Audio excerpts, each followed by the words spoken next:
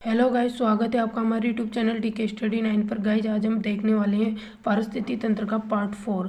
Part 3 तक हम पहले देख चुके हैं। पार्ट 4 में आज इस पारिस्थितिकी तंत्र से संबंधित जो कुछ महत्वपूर्ण तथ्य होते हैं ना, उन्हीं को आज हम इस वीडियो में देखने वाले हैं। तो देखते हैं गाइस, सबसे पहले एक शब्द होता है इकोटोन।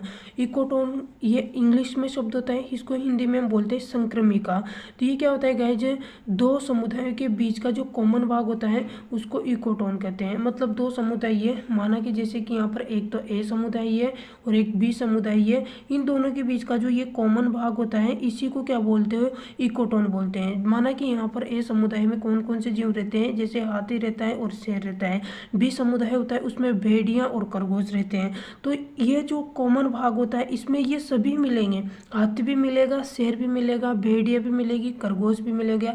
तो इसी को आपके पास में क्या बोलोगे आप, इकोटोन कहते हैं। अब इकोटोन की जो जैव विविधता होती है वो समुदाय से क्या होगी, अधिक होगी।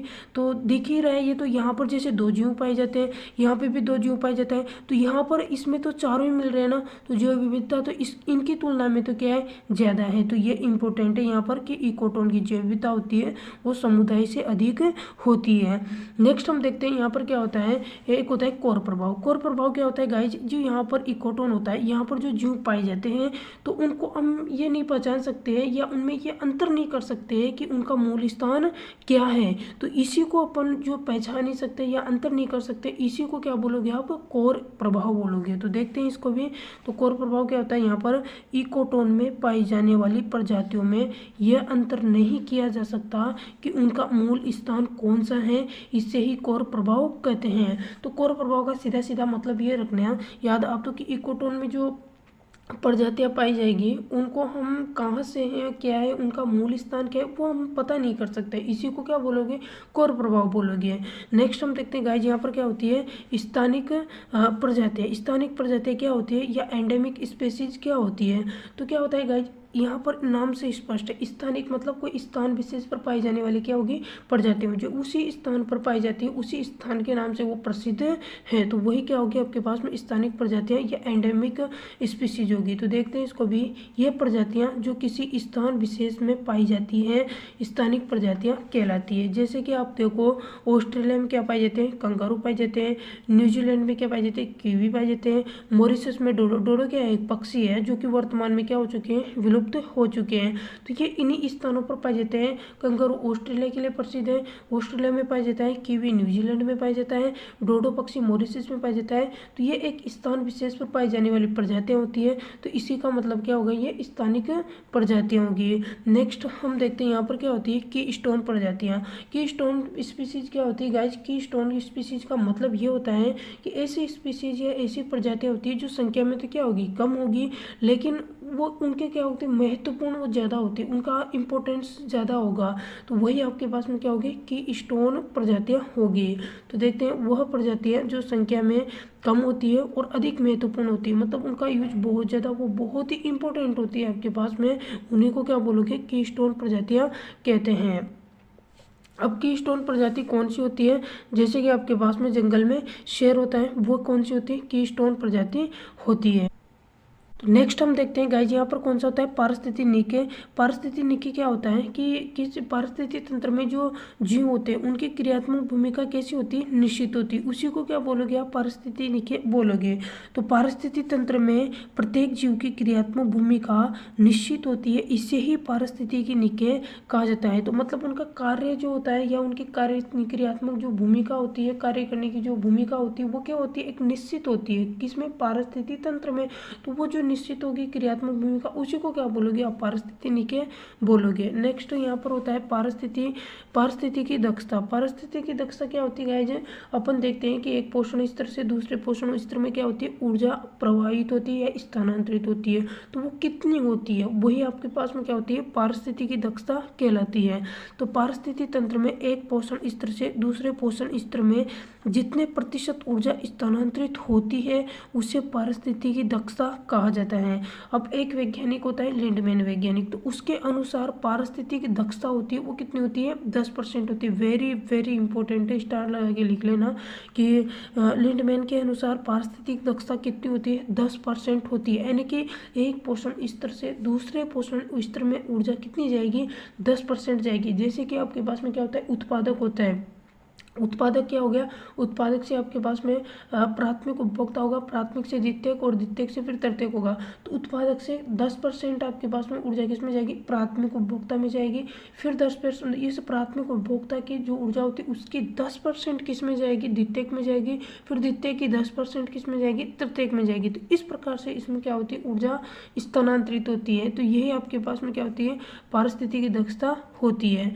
नेक्स्ट यहाँ पर क्या होता है अनुक्रमण। अनुक्रमण क्या होता है इसको देखो, पारिस्थितिकी तंत्र में क्या होते हैं अनुक्रमण का मतलब ये होता है कि एक प्रजाति होती है उसके द्वारा दूसरी प्रजाति को क्या कर दिया जाता है प्रतिस्थापित कर दिया जाता है या उसके स्थान पर वो आ जाती है, तो उसको क्या बोलोगे आप अनुक्रमण बोलते हैं।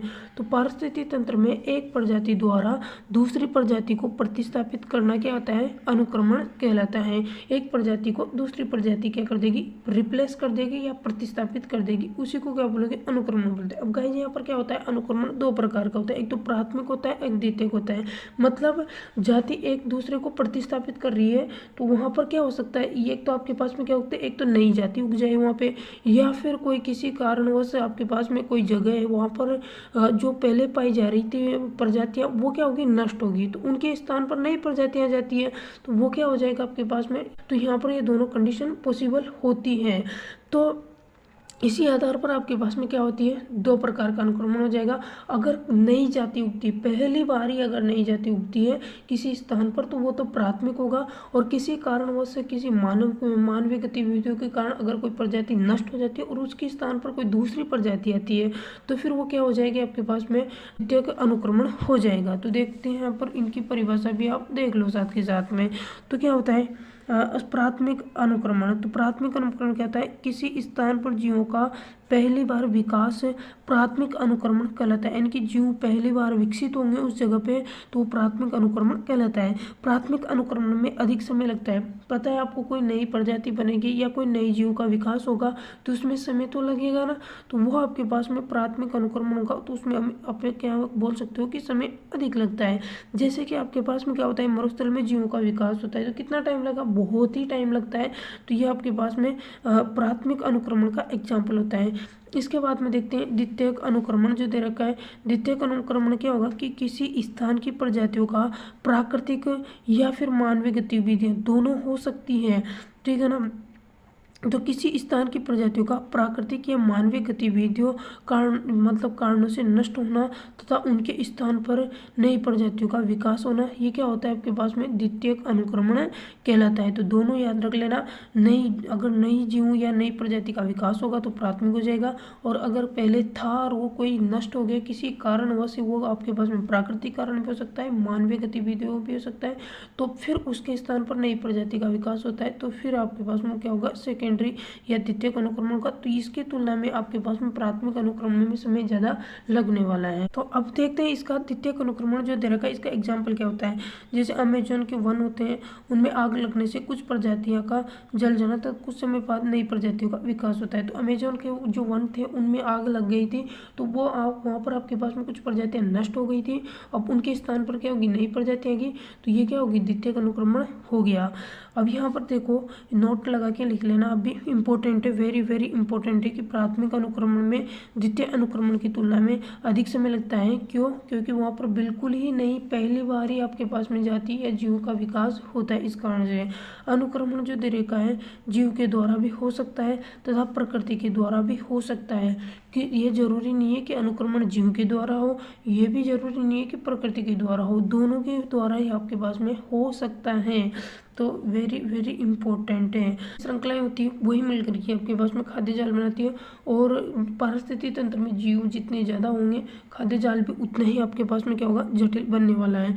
तो खाद्य श्रृंखलाएं मिलकर ही खाद्य जाल बनाती है। पारिस्थितिक तंत्र में जीवों की संख्या जितनी अधिक होती है, खाद्य जाल भी उतना ही आपके पास में क्या होता है, जटिल होता है। तो ये थे गाइस आपके पास में यहाँ पर पारिस्थितिक तंत्र के संबंध में जो फैक्ट थे, तथ्य थे, जो डायरेक्ट ही आपके पास में शब्द दे करके पूछ ले जाते हैं, तो ये पूरे के पूरे जो थे वो तो मैंने यहाँ पर बता दिए हैं। तो मैं आशा करती हूँ आपको वीडियो पसंद आया होगा। पसंद आए तो इसको लाइक कर देना, और अगर आप हमारे चैनल पर पहली बार विजिट कर रहे हो तो चैनल को ज़रूर सब्सक्राइब कर लेना और बेल आइकन को दबा देना, ताकि जैसे ही यहाँ पर वीडियो डले तो सबसे पहले आपको यहाँ पर नोटिफिकेशन मिल जाए और आप इस वीडियो को लाभ ले सकें।